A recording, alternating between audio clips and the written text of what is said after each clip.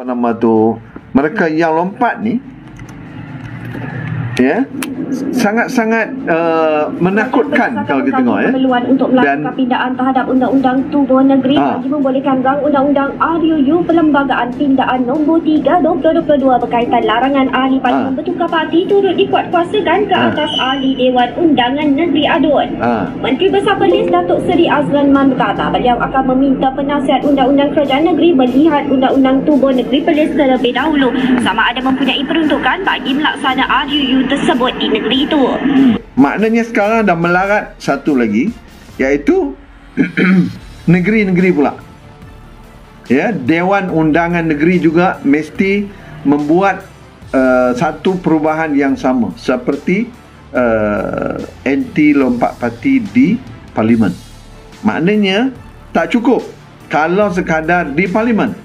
Ini pandangan banyak pandangan yang mengatakan yang sama, dan kita patut sokong juga. Patutnya Dewan Undangan Negeri juga membuat keputusan yang sama seperti mana di parlimen. Barulah boleh kita halang pelompat ataupun kata-kata ni juga bermain. Ni sekarang ni di parlimen boleh set soft, tapi di Dewan Undangan Negeri masih lagi belum selamat, masih lagi berlaku dindong-dindong ni, ya. Kalau tuan-tuan ingat masa PR sebelum PH, ya, Pakatan Rakyat dulu, Kerajaan Pakatan Rakyat tumbang di Perak. Akibat daripada siapa? Kerana adanya lompat parti. Dan sekarang kita kata okey, selesailah di parlimen, tapi di peringkat Dewan Undangan Negeri masih belum lagi.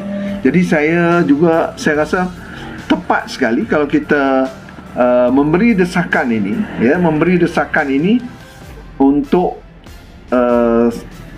saudara-saudara kita di negeri pula, Dewan Undangan Negeri pula membuat gerak kerja yang sama, ya.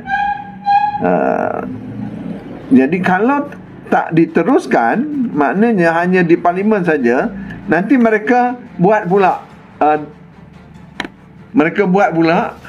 kelakuan ini di negeri-negeri. Sebabnya sekarang ni daripada apa yang kita perhatikan, mereka ini sedang, kata-kata ni sekarang ni sedang mencari sarang. Dia nak tengok mana sarang yang dia boleh nak bagi.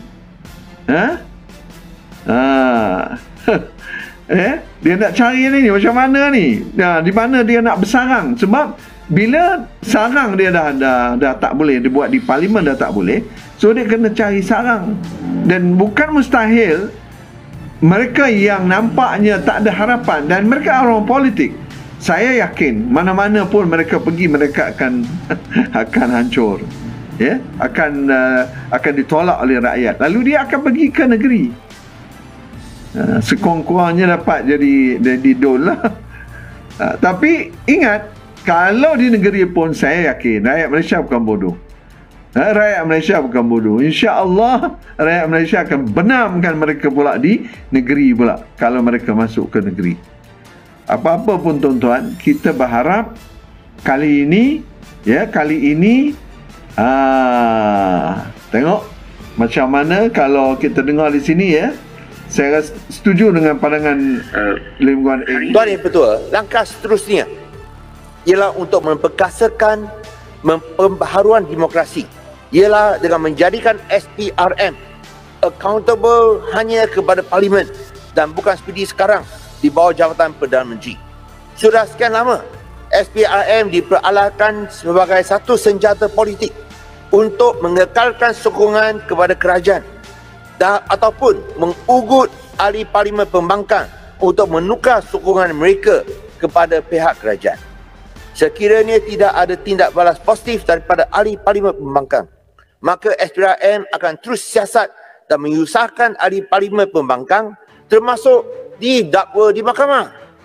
Selepas ahli parlimen tersebut melompat, siasatan itu akan hilang atau terhenti dengan sendirinya tanpa sebarang tindakan susulan. Okey, ini pasal tu juga.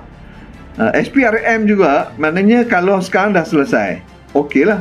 Tapi kalau SPRM ni tidak telus, tidak tidak diletakkan di bawah parlimen, dia juga akan timbul masalah. Masalah tadi lah, bila pembangkang lawan, tengok macam contohnya ada nama Datuk Seri Wak Azizah ada dalam buku Tommy Thomas, sudah kena panggil. Jadi benar-benar macam ni dia jadi keliru, rakyat jadi keliru. Jadi jangan jadikan SPRM ke, polis ke, custom ke, apa juga institusi ini, jangan letak di bawah kepentingan orang-orang politik secara langsung. Sebab memang boleh dikotak-katikkan. Kena ada perubahan ini, tuan-tuan. Jadi perubahan ini perlukan kepada sokongan rakyat dan perlu kepada perubahan di parlimen. Kalau tak ada perubahan di parlimen, kita tak boleh buat apa. Tuan-tuan bayangkan, mereka, okey, yang ini kita stop. Dan mereka akan cari pula jalan lain. Macam mana mereka nak lakukan kejahatan. Ini kita kata kejahatan. Perempat ni, walaupun kita nampak kata itu macam zahir kata ni lemah lah. Dia tak sekuat.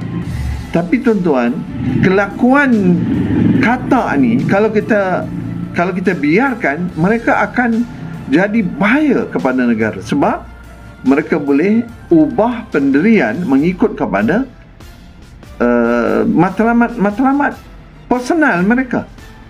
Ya? Matlamat personal. Kalau katakan matlamat mereka untuk jaga negara, untuk jaga bangsa Malaysia ni, ya, takkan mereka lakukan semua ni. Tapi mereka boleh lakukan semua ini kerana apa? Kerana karakter mereka. Itu saya katakan tadi, kata kata politik, ya. Okey, menarik juga Anwar Ibrahim punya statement ni. Saya rasa Ketua Pembangkang Anwar Ibrahim lega dengan kelulusan rang undang-undang anti lompat parti mendapat sokongan 209 undi, termasuk ahli parlimen yang melompat parti walaupun ia dilihat melucukan. Saya rasa lega, Alhamdulillah, kerana memorandum persefahaman itu menetapkan mesti ada usaha meluluskan rang undang anti lompat parti, atau istilah tepatnya anti khianat balot menipu rakyat. Tapi yang melucukan itu semalam kita dapat 209 ahli parlimen, ya, termasuk pendirian Pakatan Harapan memang konsisten. Orang-orang yang bersekongkol dalam komplot khianat ini, dan kata-kata orang yang dianggap melompat pun turut mengundi. Jadi kan satu perkara yang agak lucu tapi menyenangkan, Alhamdulillah. Beliau menyifatkan kelulusan itu sebagai kemenangan kepada rakyat dan berharap langkah itu. Macam Anwar kata tadi lah, ya. Tiba-tiba mereka ni pergi sokong pula. Kata ni tak tahu, mungkin kerana dah terdesak ataupun macam mana, terpaksa sokong pula. Jadi tuan-tuan, inilah perkembangannya. Jadi maknanya tuan-tuan, sekarang ni kata-kata ni nak ke mana? Tuan-tuan boleh bayangkanlah macam mana masa depan politik mereka. Dan ianya bukan hanya RUU ini, bagi saya bukan hanya, tetapi imej mereka tu sudah terlalu teruk, ya, di media sosial ni. Kalau kita buka lah mana-mana pun, imej mereka yang terlibat ini sudah tak tahu nak bayangkan. Saya lihat sudah tak ada tempat langsung mereka ni sebenarnya. Sudah terlalu parah, ya, terlalu parah mereka punya level mereka itu. Jadi mana mungkin untuk masuk pula dalam parlimen dan sebagainya. Saya rasa masa depan mereka sangat gelap, dan kita kalau boleh nak gelapkan lagi lah. Kalau boleh kita nak benamkan di mana-mana pun mereka ni berada, tuan-tuan, kita mesti berazam untuk benamkan puak-puak khianat ini. Mereka tu ramai juga, ada 39 lebih kurang. Ya, mereka ni akan, kalau 39 ni bergabung kan bahaya kan.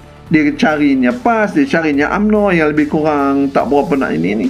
Cari sana, cari sini, akhirnya mereka dapat mewujudkan coalition, dan sehingga boleh mereka menjatuhkan kerajaan yang sah.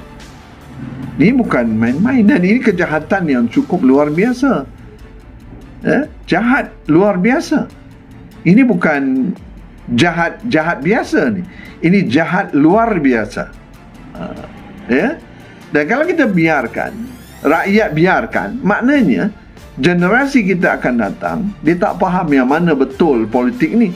Sebab itu ada sebahagian ni mengatakan, politik ni kotor lah. Siapa yang kotorkan politik ni? Yang kotorkan politik ini puak-puak yang ni, jenis lompat sana, lompat sini, songlap sana, songlap sini, ambil sana, ambil sini, kan? Dia tak peduli halal haram, dia tak peduli. Ini dia. Jadi golongan ini, tuan-tuan, kita kena bagi bungkuskan dia, insya-Allah. Ya. Semoga sahabat-sahabat sekalian, kita teruskan perjuangan kita ni, jangan berhenti. Apa yang boleh kita lakukan, kita lakukan, ya. Jangan percaya lagi dah janji-janji politik UMNO, Barisan Nasional, dan juga nampaklah macam PAS pun tak steady, kan? Kena bagi tahu kepada rakyat.